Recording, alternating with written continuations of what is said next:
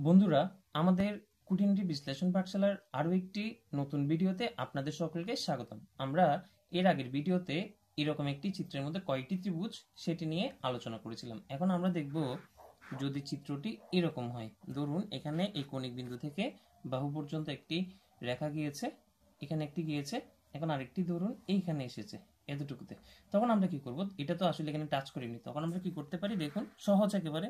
এখানেও আপনাকে বলবে চিত্রে ত্রিভুজ কতটি, ত্রিভুজ কতটি। তখন আপনি কি করবেন, এখানের মধ্যে 1 2 3 4 এভাবে না গুনে আপনি একটা কাজ করবেন, সেটা হলো এখানে 2 গুণ দেন, এখানে যেই বাহুটা গিয়েছে আগে এখানের জন্য 2 গুণ দেন, এরপর এখানে যে বাহুটা পুরো কৌণিক বিন্দু থেকে বাহু টাচ করে যেখানের জন্য একটা 2 গুণ দেন, এরপর দেখুন এটা এখানে এসেছে, অর্থাৎ এটুকু টাচ করেনি।